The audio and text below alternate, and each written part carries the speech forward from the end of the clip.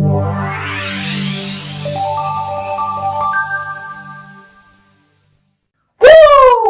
Welcome back to another episode of my PlayStation 3 collection. I'm going to go through another third of it, so that'll be 2/3 I would have covered so far. We're just going to blast through it, same format as before, and then after this I intend to do one more video and just get through the rest of them. So yeah, without further ado, let's just get straight into it. So our first game is Starhawk. Now this one, I bought it for around £2. It was cheap, but I saw it on like a video recommended as like pretty good PS3 hidden gems. I've not actually played it yet, I'll be honest with you, but from what I gather, it's 1 to 2 players local co-op. It used to have an online function, I don't think that's there anymore, but you could kind of like build bases. It's like a run and gun, but you build bases, and it's some kind of epic 32 player space battle. So yeah, it's based in space. I think you can fly spaceships. It just looked really cool, basically, when I checked it out. So yeah, maybe I'll do some videos on that at some point and give it a play, especially if I can get my friend around to play some co-op. Next one, this one's a really good one. I've played all the way through this one. Binary Domain. At first, it just looks like a generic Gears of War ripoff, to be quite honest with you. It's a Sega one as well. I usually find these ones, you know, that are published by Sega are pretty good. And this doesn't miss the mark at all. If you think Gears of War, but it's more with robots. As you're shooting the robots, all bits of like metal come off them. It's pretty cool. It does kind of slow down in places, a little bit of lag, but it really doesn't spoil the gameplay experience. You probably notice the lag more in the boss fights because there's some pretty like epic boss fights in this. There's actually, even though it looks pretty generic when you start off, just stick with it. The story's pretty good. There's some incentive there to do multiple playthroughs. And yeah, it's a one-player game though. I believe it might have been co-op online. But whether the online's still going at the moment, I'm not really sure. But yeah, it's worth it just for the single player experience. That's a good one. Dungeon Siege 3. If you think like the Baldur's Gate top-down games, you know, action RPGs, that's pretty much this in a nutshell. It's actually a pretty good game. I would call it a hidden gem. I played it with my friend co-op recently. I'm not going to lie, I actually enjoyed it more single player, mainly because co-op, I felt like the camera was quite zoomed in and we were like trapped on the same screen. So yeah, that wasn't amazing, but single player, yeah, it's pretty decent if you like that kind of thing. Definitely pick it up. Pretty sure you can get this pretty cheap at the moment. Next one, Lost Planet 2, 99p. I paid for this one. I actually like it. The character designs in this one are a bit goofy, so that's one negative I'd say. There is a co-op mode. I just can't convince anyone to actually play it with me. The whole format of it is completely different from the first Lost Planet. I wouldn't say it's as good as the first Lost Planet. The first Lost Planet for me was brilliant until the end boss, which just absolutely ruined the game. But yeah, 99p, can't complain. Next one, Alpha Protocol. This reminds me as a blend between Mass Effect if you were going solo and spy mechanics, so you can like unlock doors, lockpick them. You've got kind of like gunplay in there as well. Now the gunplay is very stats based, so you can be like aiming, like bang on somebody's head and you won't hit the head because you just don't have the stats for the accuracy. So it's kind of, it takes some getting used to how it plays, especially the stealth. When I played this, it was an interesting game, I'll say that. The actual stealth mechanics are pretty janky, I'm not going to lie. So if you're trying to play it the stealth way, I found that quite challenging, but maybe not for the right reasons. I haven't really heard other people say that about it, to be honest, but that's how I feel about it. One good option though is that there's a lot of like different conversation options in here, and depending on what you pick, you can kind of build up your stats from that and gain bonuses. So yeah, so it's a decent RPG, a bit of a hidden gem. Check it out. Alien vs Predator. Well, we're on fire with the blooming Sega published ones here. I've actually not played this one yet, but again, I saw it recommended on another video. From what I saw, it looked pretty good. Plays Alien, Predator, and Marine. Different game modes. I believe there was like a multiplayer network feature as well, but yeah, you might not obviously get much out of that these days, but it looks like it's worth it just for the single player experience. I paid about £3 for this, so can't complain. Next one, Sega again. I've not even stacked the Sega ones together, but it's kind of looking that way. Vanquish. A lot of people have heard of this one. Yeah, it's like run and gun. You can do like loads of slow-mo and stunts in your suit. There's loads of different guns. The action's just completely over the top. The bosses are crazy. It's a pretty short game, but if you pick it up cheap, you can just blast through it. You can actually get this, I think, on PS4 now. You can get it with Bayonetta in like a double pack. This is obviously the PS3 version. And yeah, I picked it up for like a couple of quid at the time. Not sure what it's worth now, but this is one that people talk about a lot. So yeah, definitely pick it up. Next one. Not played this one actually very much. Armored Core for answer. I still need to give this a bit of a play. I just remembered that back in the day on the PlayStation, you know, the PS1, Armored Core, I absolutely loved it. Played with my mate all the time. Armored Core 1 and Armored Core 2. So I thought, well, even if it's garbage, it's still Armored Core and I can build a robot and shoot people. So yeah, that's why I bought it. This is 2-player as well, local 2-player. I've just not given it a chance yet, so I will give that a chance at some point. You can probably pick this one up pretty cheap as well at the moment.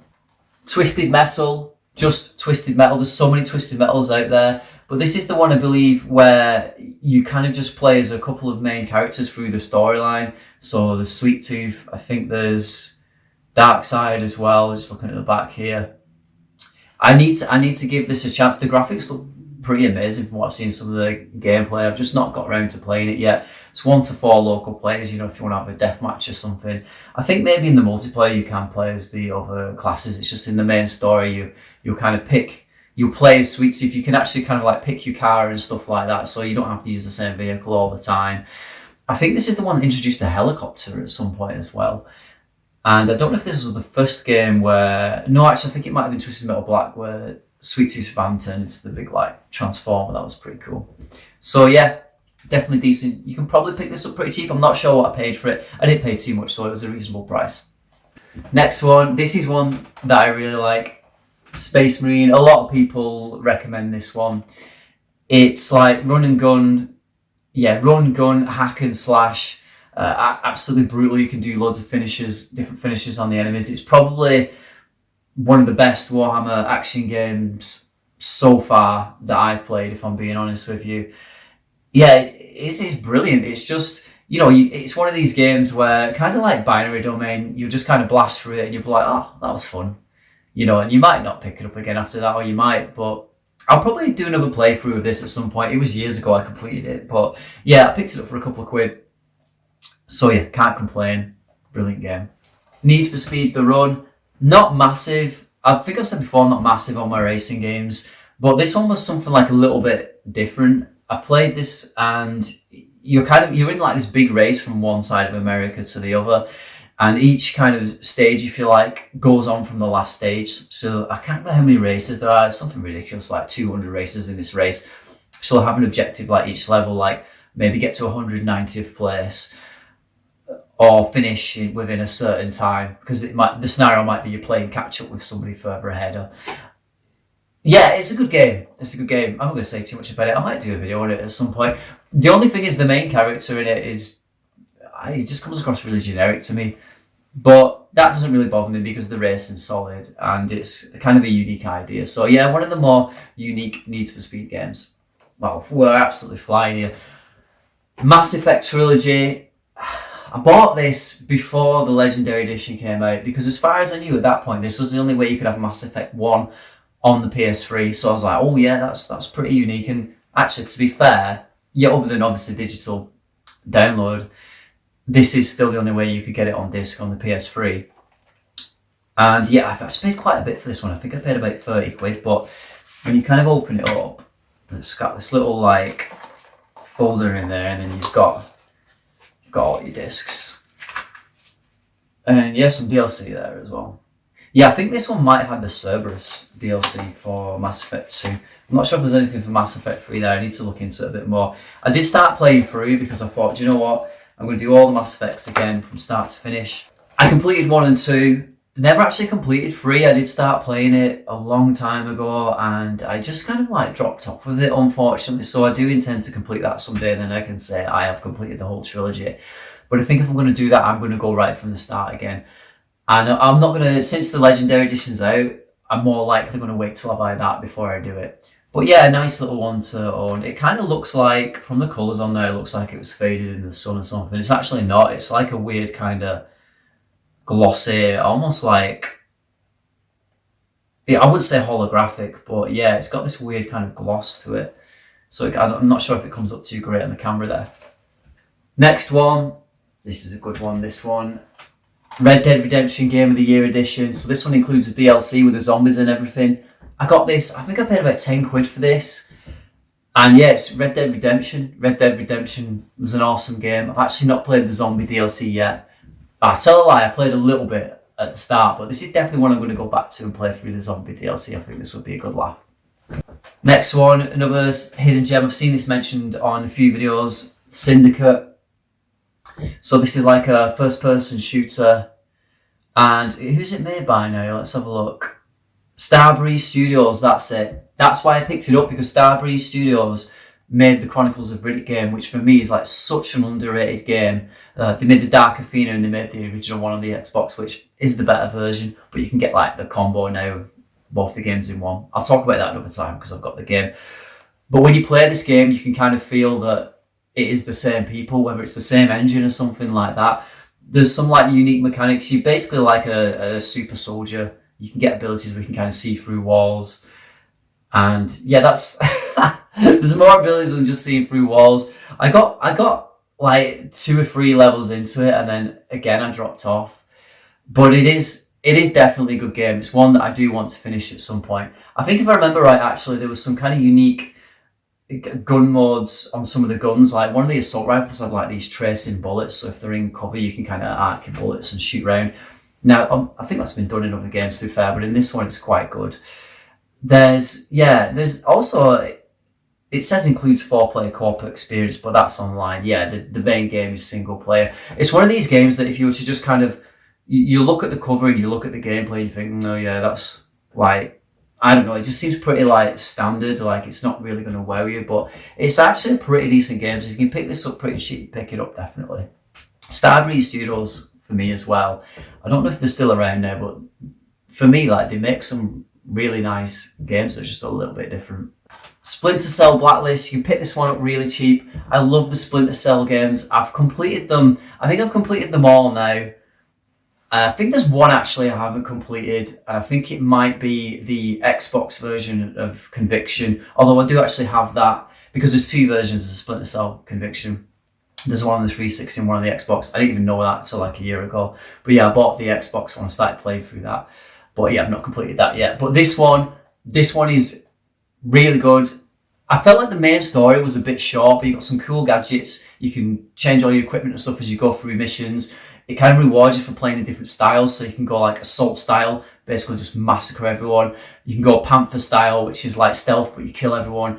And then I think it's Ghost, where you go through the level and you just basically try not to get detected, and I don't think you can kill anyone. So you get different bonuses for playing different areas in certain ways. But there's some parts in this game where, yeah, I remember there's this part where like I've got this guy and I'm trying to like get him out of this building, and then all these SWAT team guys come in, and so you've got like him under one arm and the pistol, and you're like walking between like these cubicles, trying not to get spotted at the same time, and it's just quite like tense. It's pretty good. Yeah, I love this game. And then in between there's like these challenge missions where it might be like waves of enemies and you've got to take them all out. Now those missions are super hard. I think they're more designed for co-op. I did actually manage to do them on my own, and I felt like an absolute badass, especially at one point where there'll be like a wave of enemies and it's like, right, you need to kill this guy within a minute, and there's like 20 enemies, loads of enemies around him, and you're like, well, how am I going to do this without getting absolutely slaughtered? And when you pull it off and you kind of pick the right gadgets and stuff, it's quite rewarding. So I actually really like this game. They changed the voice of Sam Fisher. A lot of people weren't too keen on that. And yeah, this guy does like a decent enough job, but yeah, he's no Michael Ironside, to be honest. Next game, 007 Legends. Not played this one yet, but it was a 007 game, so I picked it up. Now, yeah, it's Daniel Craig he plays again in this one. It basically covers like a lot of the older films, and I think there's an unlockable Skyfall mission as well in here. And they've got Die Another Day in there, Moonraker, Goldfinger, License to Kill, On Her Majesty's Secret Service. Like if you're a Bond fan, it's pretty good. The gameplay in this one, I've not played it yet, but I have kind of researched it a little bit before I bought it. It might not sound great, but think like Call of Duty meets James Bond.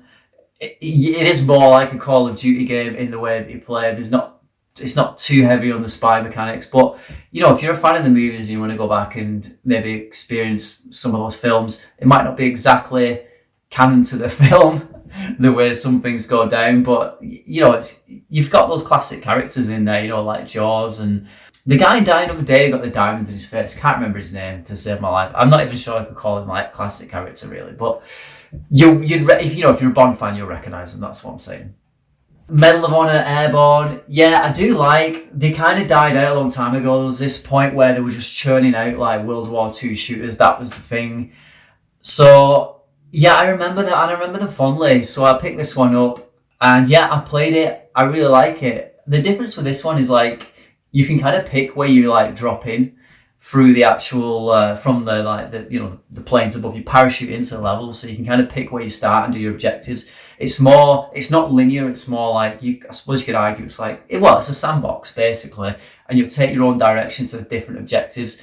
Yeah, I actually thought this one was really good. I think if you die, you just kind of like parachute from the plane again, and it just kind of treats you as being another troop, if I remember correctly. But yeah, it's this one's pretty decent. I'm going to complete this one at some point. I do like. I mean, for me, World at War was like amazing. Call of Duty World at War. It was just so good. It just had everything for me. I've got that as well, and I've played through that. So I just wanted more of something like that, really, and. Yeah, no, this is obviously a Medal of Honor one. It's not a Call of Duty one, but if you remember that far back, or if it was your era, Medal of Honor were the ones who started all this off. You know, on the PlayStation, the original PlayStation, they were like the ones to beat. Then Call of Duty came and kind of took the crown off them, and ever since, like Medal of Honor has just been trying to play catch up, basically. And again, I said before I was a fan of this Splinter Cell Trilogy. Yeah, I just played through all three, completed them. Good thing about this is you've got the trophy support, which is really good. Some of the trophies are like really hard, like the first Splinter Cell, for example. As you go through them, you go back and play the first Splinter Cell, and it's just like brutally unfair in some places. Like you walk up to a door, there's no way of knowing what's the other side. You have to go through it, and then suddenly you open it up, and there's a guy facing you, and it's like, oh, I got spotted. So considering some of the trophies are like don't get seen through the whole game, there's another part where there's like a squad of men in this room, and I'm like, well, how do I get through this room without being seen? And I couldn't quite figure it out, to be honest, so I just cracked on and completed the game. But yeah, as you get to like Pandora Tomorrow, then especially Chaos Theory, the gameplay gets perfected. Chaos Theory by far is the best of these games. A lot of people say Chaos Theory is the best Splinter Cell, and I would really struggle to kind of disagree with that. Conviction on the Xbox is pretty close to as good as Chaos Theory. But for me, yeah, Chaos Theory maybe just had a slightly better story. Blacklist, again, I said it was awesome, and it is awesome, but Chaos Theory... See, Blacklist there is a lot of stealth in there, and you can play it that way. Chaos Theory is more stealth oriented, so it depends what you want. If you want that kind of variation, which you'd think would be a better thing, but for me, I like having to be stealthy. I like the pressure of having to kind of play that way. So yeah, brilliant. Just worth it alone for Chaos Theory, and if you can get the other two on top of it, brilliant. But yeah, just don't expect, if you're playing the first Splinter Cell, especially if it's for the first time, you might find it a little bit frustrating in places. Next one, Heavenly Sword. Everyone talks about this one. You can pick it up dirt cheap. I think I got this for like £1.50. I've not actually played it yet because the pad I had for my PS3 broke, and then I bought another like third-party pad. But if you don't have the 6-axis, which my third-party one didn't, you can't actually play the game. It'll say you need a 6-axis pad to play this. It won't let you play it. I have recently got one, so this is one on my list to play through. We'll see what it's like. I believe it was like it might have been a launch title off the top of my head. If it wasn't, it was released very shortly after the PS3. But yeah, a lot of people, it's got a good fan base, this one, so I'll definitely check that one out. Yeah, as you noticed, I've got the kind of ugly platinum, the best of PlayStation 3. A lot of people are against getting these versions of the game, but for me, I don't really mind. I'm not really that bothered if it's a bit silvery, because like I said before, I do now collect them to play the games. Initially, when I started out collecting for the PS3, as I've mentioned before, I was kind of doing it because I thought, oh, this will go up in rarity. But as I went on and I got to the point of buying this, I was just more like, right, I want to play the game. So yeah, just make sure you do have the 6-axis pad before you buy this one if you're going to play it. Now, this is one, I don't actually know if I bought this one because it would go up in value. In fact, I didn't. I actually didn't. I just got like lucky with this one because I've seen recently it's gone up to, I've seen it going for like 80 quid or something ridiculous. I just wanted to get into the series, and at the time this was the cheapest one to buy. It was about £10 online. In hindsight, it definitely wasn't the best one to get into the series with, but it was cheap, so I picked it up. And it is Yakuza Dead Souls. Now, this is the Yakuza series, but it's with zombies. And a lot of the first part of the game, which is all I kind of played, I played it years ago. I will do a full playthrough of this at one point. But yeah, I started off when I was shooting zombies. And the gunplay's not the best. The controls are a bit like, they need to be optimized, really. But the Yakuza series was more about melee, and this one is more orientated with the gunfighting. And you play as lots of different characters as well. Even just like in the intro, apparently once you get past the intro area, you can unlock parts of the city, start doing the standard stuff like all the arcade games and stuff. But when I initially played this, I didn't get to that point. I was just like, oh, it's just like a zombie shoot with bad controls. To be fair, I don't really think I did it justice because I didn't give it enough time. So I am going to give this one, a bit more time. And yeah, as an added bonus, I'm pretty sure, like I said before, it's gone up to like 80, 100 quid. Some people are asking for it, but whether it'll go down, again, like PS3 prices at the moment to me are like this. So, just get the game because you want to play it, and if you can get it cheap, get it cheap. But I wouldn't, if you pay like 80 quid for this now, who knows, like a few months' time, there might be less demand. And then, like, if you're buying it to kind of, for value and because you want your collection to be expensive, I'm not sure it's the best thing. But I mean, I'm no expert, but I picked it up cheap, and I'm glad I bloody did because it's ridiculously expensive now. Picked this one up at car boot sale, never played it, no idea what it was. I looked on the back, it looks like a strategy game with like pirate ships and stuff, Port Royale free. So I'm guessing there's another 2 out there and probably some more after this, but it was like £1. I just said, how much for this? He was closing his store. I was like, oh, I think initially he was asking like £3 a game, but it was just like, oh, £1, mate. I was like, oh, there you go then. So yeah, Port Royale. Not played it yet. Let's have a look. 2 different single player campaigns, Adventurer and Trader. Trader, okay, so maybe it's like a trading sim as well. Yeah, honestly, I don't really know that much about it. Right, next one. Come on, let's start moving. I started chatting on about some of them. Gran Turismo 3, again, picked it up car boot sale. Just didn't have a Gran Turismo for the PS3, so I just picked it up. Did I say Gran Turismo 3? Gran Turismo 5. I paid £3 for it, I believe it was, which, it wasn't too bad. Looking on the back, the graphics are pretty decent, but they usually are in Gran Turismos. I might give it a try at some point, but yeah, no rush to play this one, if I'm being honest. Next one, a lot of people say this is the best one, Ratchet and Clank, Crackin Time. It's open for debate, but I pretty much have like every Ratchet and Clank game. I'm like a massive fan of them. I've platinumed nearly all of them now. I need to platinum the remake of the original Ratchet and Clank that's come out on the PS4. So I'll have that done in a couple of weeks though, to be honest. There's another one out on the PS5 now, and I want that, but I don't have a PS5. So yeah, I don't know whether these have gone. I noticed this kind of crept up in value a little bit, whether that's because of the release of the new Ratchet and Clank or the fact that people thought the PlayStation Store was going down. But yeah, I am going to go back to this one and play it because I do remember it as being quite fun.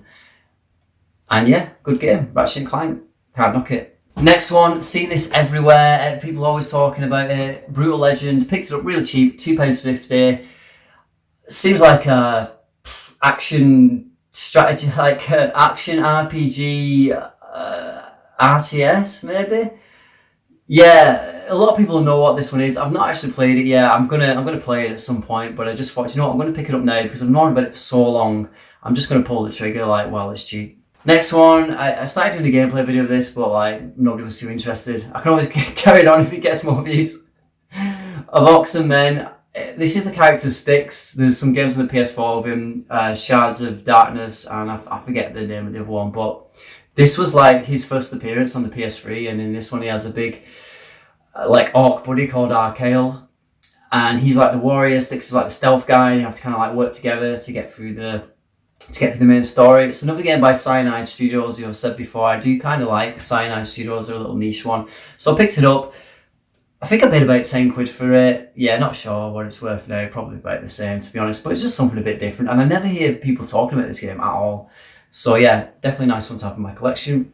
Final Fantasy 13 2. I think I looked at this one and I have no idea why I bought it, if I'm honest with you. Maybe I just saw it really cheap. I wasn't really a fan of Final Fantasy 13. I never even, well, to be honest, that's so unfair for me to say because I never played it. I just looked at it and thought it was garbage. But then for some reason I thought Final Fantasy 13 too. Yeah, I'll buy that. So I actually have no idea what my thought process is when I bought this. I have played it. I didn't like the combat system. I just, yeah, it was very like just chaining together attacks and almost like watching them. Yeah, I'd say auto battle, but I don't really have a problem with auto battle. I don't really know how to describe this battle system, but yeah, it wasn't for me anyway. So yeah, Motorstorm Pacific Rift. This is one that jumped up in value crazy recently, and now it's just dropped back down again. I think it was going for like 60 quid or something when, you know, they thought the PS3 store was going to go down.